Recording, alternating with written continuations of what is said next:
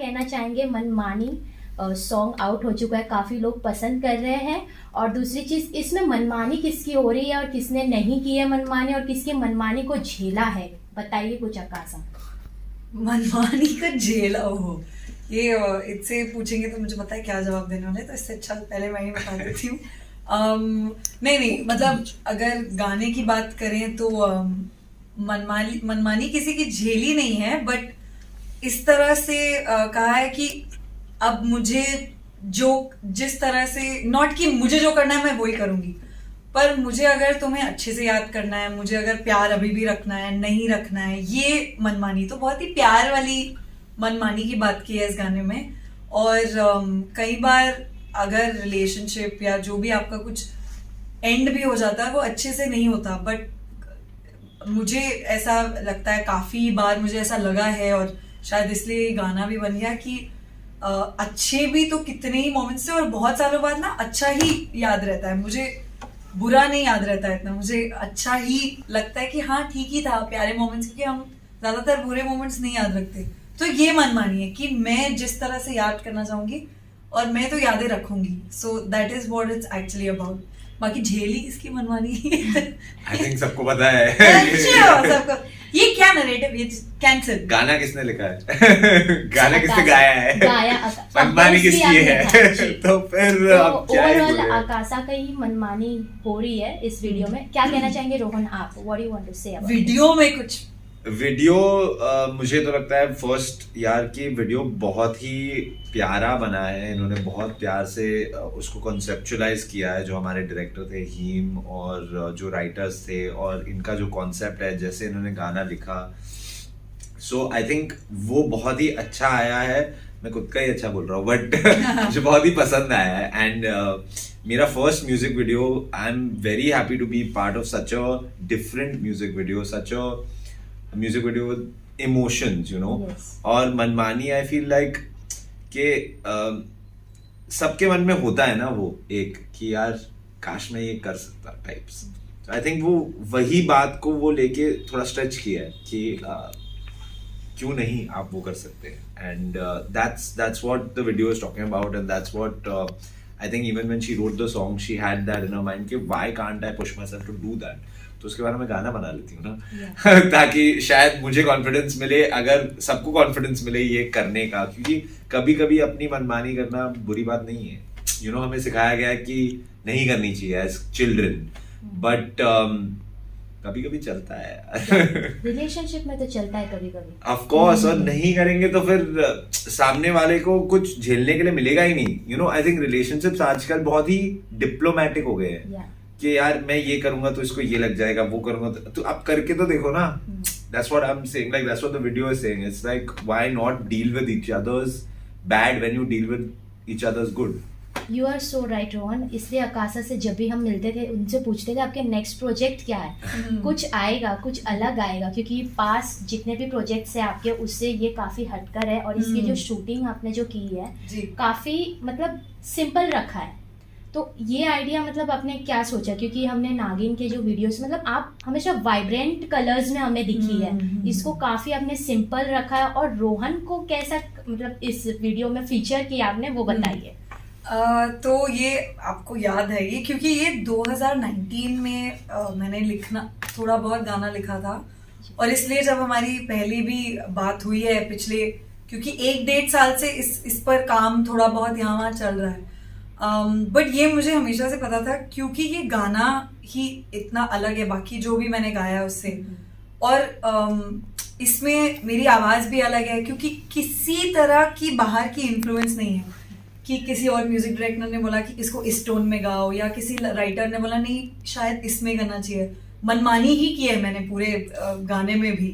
तो ये भी मुझे मैं ना बहुत सालों से मैं सोनी म्यूजिक के साथ रही हूँ, और हर बार ये मैंने पहले भी बोला कि मैंने कोशिश की है उनको, हर एक गाने के बाद ना ऐसे कोई डांस नंबर आता है कि अच्छा हम थोड़ा सा सैड गाना करते हैं एक वीडियो में, यू नो, एकदम सॉफ्ट इमोशनल वीडियो, तो वो अब तक हुआ नहीं। तो ये मुझे पता था कि ऐसा कुछ करना है मुझे, जिसमें सारे ये सब ना जो लेयर्स होते हैं बहुत सारे ऊपर, वो एकदम झगमग कपड़े, और ये वाली जो आकाशा है, ये एक आकाशा है और वो एक हाँ ये हर वीडियो में मेरे होता है, और ये वाली मेरी लुक है।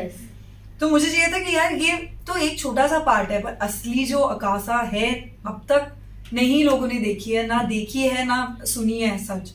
तो ये हमेशा से सर्टन था, बट जब जो 3 जो हमारी देवियां हैं जिन्होंने ये गाना, 3 बहुत यंग लड़कियां हैं, हीम, शांभवी और गौरी, यही मतलब डायरेक्शन, राइटिंग, प्रोडक्शन ये टीम है, और उन्होंने जब गाना सुना वो भी सेम उसी ख्याल से आई थी कि ये जितना सिंपल और दिल से लिखा है उतना ही दिल वाला वीडियो भी बनाते हैं।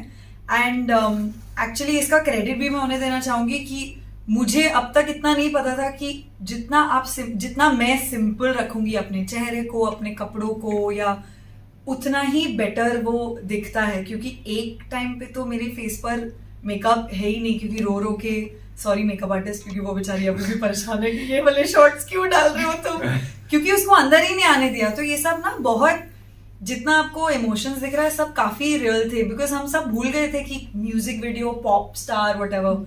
सो आई एम वेरी ग्लैड कि वो फाइनली आया है बाहर, और ये बहुत सालों से मैं वेट ही कर रही थी। तो परफेक्ट टीम के साथ आ गया, परफेक्ट को स्टार के साथ। जी बिल्कुल, जब हम देखते हैं कोई भी गाने, जो हम पुराने ज़माने के जो गाने और अभी जैसे बन रहे हैं, लिरिक्स का बहुत डिफरेंस आता है। पुराने में ऐसा है कि उससे आप नॉर्मली सॉफ्ट सॉन्ग सुनो, इतने काफ़ी कामनेस, काफ़ी रिलैक्स, और जिस तरीके का आपका लिरिक्स है काफ़ी उस ख्यालों को कहीं ना कहीं कनेक्ट करता है। तो जैसे आपने कहा ये काफ़ी रियल है, आपने जो भी बनाया, तो is there real incident happen to you गाने के पीछे? Yes. हाँ, मतलब ये मुझे बहुत टाइम तक मेरे कुछ करीबी दोस्त हैं जो मुझे पता है जिन्होंने किसी पर एक गाना लिखा है या अपनी सिचुएशन, बट हमेशा जब वो गाना आता है उसके बारे में बात करते हैं तो बहुत कि नहीं यार बस सबके साथ होता है ऐसा। ये लिटरली मैंने ये कहा था कि जैसे डायरी में हम लिखते हैं ना, तो जब ये गाना बन के सुना भी रही थी मैं कुछ लोगों को, जैसे स्ट्रीमिंग प्लेटफॉर्म्स को, तो मुझे एम्बैरेसमेंट हो रही थी कि यार, क्योंकि ये बहुत रियल फीलिंग्स है और हुई थी मेरी जब 2019 में कुछ चल रहा था लाइफ में, उस बारे में थी। और फिर अभी जब पिछले साल खत्म किया तो डेफिनेटली इंसिडेंट, मतलब ये मेरे रिलेशनशिप के बारे में ही है। ऐसा था कुछ कि जहां मुझे ये लग रहा था, और वो फील करते करते ही मैंने, इनफैक्ट काफी लोगों को ये पता नहीं है, हुक लाइन तो लिख दी थी, बाकी जो पूरा गाना है मैं दिल्ली से बॉम्बे फ्लाइट में आ रही थी और कुछ बहुत ही खराब एक्सपीरियंस और एक लड़ाई टाइप हुई थी मेरी। तो वो एयरपोर्ट पे उतर के से लेके फ्लाइट में बैठे बैठे बस मैं रो रही थी तभी, और बहुत कुछ पता नहीं क्या ही एकदम वो बोलते हैं ना डाउनर। और मैं फ्लाइट में इतनी मुझे नींद आई थी, मैं सो गई रोते रोते। वो एयर होस्टेस भी बोल रही है कि आई यू ओके, इतना मैं लिटरली उठी हूँ जब लैंड कर रही होती है ना, उसमें 30-40 मिनट्स होते हैं वो पहले ही सीट बेल्ट, और मैंने तब ये गाना लिखा है बिकॉज तभी मुझे इतना मुझे कोई आइडिया नहीं है कि क्या इमोशन, और ये पहली बार मैं बता रही हूँ सबको। तब बाकी का गाना वो सब कि मैं हूँ तुम भी हो, कह दो it's all okay. So actually personal incident क्या है ये, मतलब सब रियल फीलिंग्स ही हैं जो गाने के थ्रू मैंने लिखी है, और मैं आई एम होपिंग कि आगे भी सारे गाने ऐसे ही हों, because this is what I feel like everyone will relate to. Rohan, आपके लाइफ में कभी कोई ऐसा मोमेंट आया है जिसमें मतलब काफ़ी हम उदास हो जाते हैं, कुछ चीज़ें होती हैं हम किसी से कह नहीं पाते हैं, और फिर वो फीलिंग्स जो होते हैं, मतलब कुछ वर्ड्स होते हैं ना जो हम एक्सप्रेस भी नहीं कर पाते वर्ड में, तो is that any moments for you?